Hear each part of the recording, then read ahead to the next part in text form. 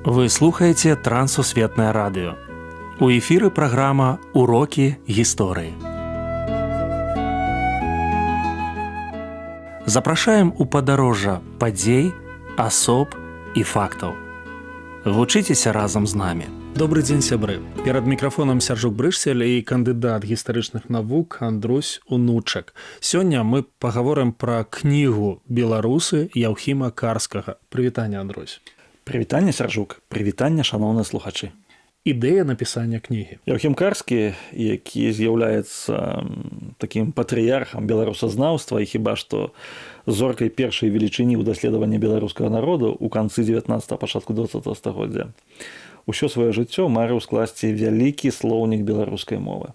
Гэты слоўнік павінен быў уключаць два корпусы лексічнага матэрыялу. Гэта старабеларуская мова, мова Вялікага княства Літоўска, канцылярская мова Вялікага княства Літоўска, актавая мова і гэтак далей, і жывыя беларускія гаворкі, слоўнікавы запас жывых беларускіх гаворак. Узяўшыся у адзіночку за такую каласальную глобальную працу, ён зразумеў, што патрэбна вывучыць гісторыю беларускай мовы. І вось, узяўшыся за пісанне гісторыі беларускай мовы, ён прыйшоў да высновы, што нельга гісторыю мовы пісаць без гісторыю самога народу. У выніку ён пачаў пісаць прадмову для свайго слоўніка. Прадмова выйшла на 7 тамоў. Гэта 1500 сторонак, 7 тамоў, і выданне іх разцягнулася на 19 гадоў, з 1903 па 1922 год. Вось ідэя нарадзілася яшчэ ў семінарыста, ён вучыўся ў мінскай духоўнай семінарыі, а завяршылася ўжо, калі ён быў акадэмікам Санкт-Петербургскай імператорскай акадэміі навук. Больш падрабязна пра структуру і змест. Значыць, структура і змест беларусаў, яна, у прынцыпе, дзеліцца на 3 такія часткі. Першая частка і першы том – гэта фактычна уводзены ў гісторыю беларускай мовы. Гэта фактычна гісторыя Беларусі, гістарычны шлях і трошкі пра гісторыю беларускай мовы. Другая частка – гэта ўжо сама гісторыя беларускай мовы. А трэцяя частка – гэта гісторыя беларускай літаратуры. Пры тым, што трэцяя частка яшчэ ў сваю чаргу дзеліцца на 3 часткі. Гэта гісторыя вуснай народнай творчасці, гэта гісторыя літаратуры, як мы сёння кажам, старабеларускай эпохі Вялікага княства Літоўскага, і гэта гісторыя сучаснай Карскаму новай беларускай мастацкай літаратуры. У выніку вось выйшла 7 такіх грандыёзных тамоў. Пры тым, што гэтае даследаванне, яно уключае ў сябе этнаграфічную карту беларускага народу. То бок ён акрэсліў межы беларусаў упершыню. І гэта карта з яе апісаннем ёсць дадаткам да першага тома беларусаў. Як Карскі назапашваў матэрыял? Тут вельмі цікавым момантам з'яўляецца тое, што, вывучаючы беларускую мову, ён пастаянна ездзіў у этнаграфічныя экспедыцыі. Кожнае лета, фактычна гэта нават не лета было, а гэта было з траўня па кастрычнік. Ён захопліваў яшчэ 1 месяц вясны і 1 месяц восені. Вялікія экспедыцыі, ён ездзіў у гэтай экспедыцыі, і ён збіраў вусную народную творчасць. Гэта быў адзін кірунак. Другі кірунак ягоны карыстанне матэрыяламі іншых фалькларыстаў. Ён перапісваўся са шматлікімі навукоўцамі. Асабліва блізкім яму быў Еўдакім Раманаў, Мікалай Нікіфароўскі, Павел Шэйн. Мноства людзей, якія працавалі таксама ў іншых рэгіёнах. Ён адзін не мог аб'ехаць усе рэгіёны, і ён скарыстаўся тым матэрыяламі. І трэці накірунак – гэта праца ў архівах. У архівах ён працаваў з актавай мовай Вялікага княства Літоўскага. І ўсё гэта перапрацоўваючы, ён вось пісаў тэкст беларусаў. Выданне і перавыданне беларусаў. У 1903 годзе ў Варшаве выйшла першае выданне першага тому, а пасля другое перавыданне першага тому ўжо ў 1904 годзе, на наступны год у Вільні. Папулярнасць была проста неверагодная. Пісаў Еўдакім Раманаў, я лічу, што патрэбна даць рэкламу гэтай кнігі ў кожных губернскіх ведамасцях. Ва ўсіх беларускіх губернях выходзіла афіцыйнае выданне. Губернскія ведамасці, там мінскія, магілёўскія, віцебскія, гарадзенскія і так далей. І вось даецца такі анонс, што выходзіць такое выданне. У віленскім весніку даецца гэта выданне. І таму першы том вельмі хутка імгненна разышоўся. Вось гэта першае. Пасля былі наступныя выданні, і ў 22-м годзе гэта завяршылася. У 22-м годзе зусім іншая краіна, зусім іншая сітуацыя, але Карскі давяршыў сваё выданне, і гэта было вельмі важным момантам.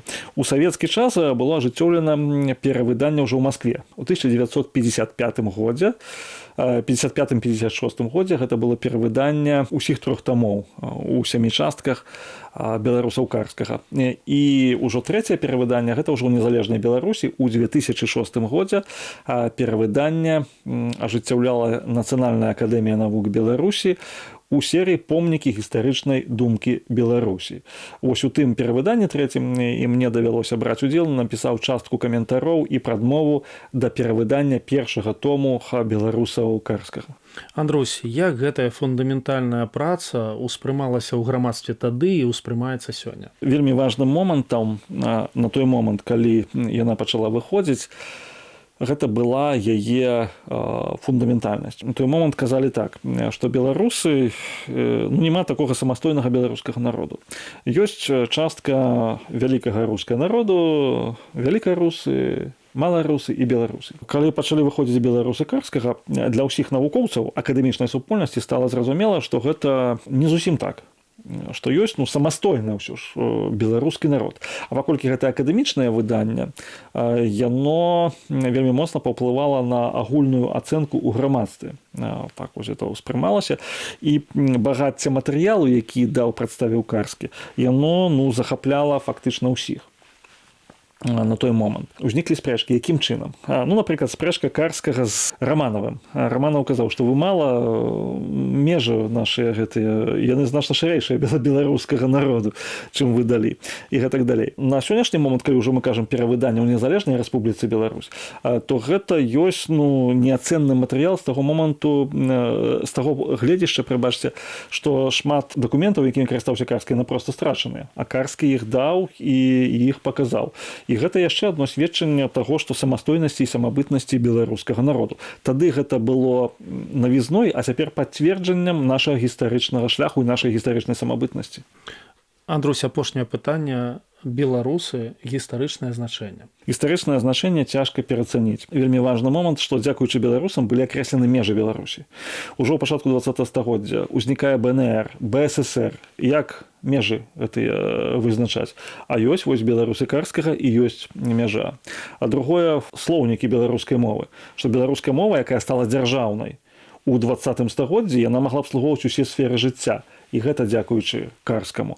І па-трэцяе, гэта тое, што было прызнанне на міжнародным узроўні самастойнасці і самабытнасці беларускай мовы. І тое, што мова старабеларуская і сучасная беларуская мова, гэта тая самая мова.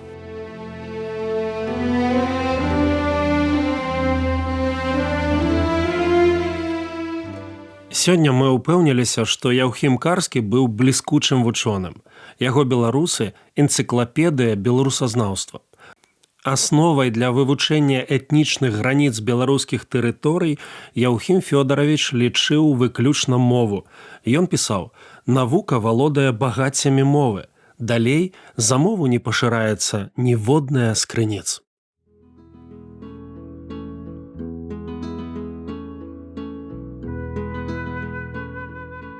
Дзякую, што далучыліся да нашага праекту. Калі ў вас ёсць пытанні, пішыце, калі ласка, на адрас Трансусветнае радыё, урокі гісторыі. Паштовая скрынка 45, індекс 22 40 20, горад Брэст 20, Беларусь. Пакідаю для сувязі электронную пошту rmtwr.by@gmail.com. Шукайце нас на сайце twr.fm. До новых сустрэч!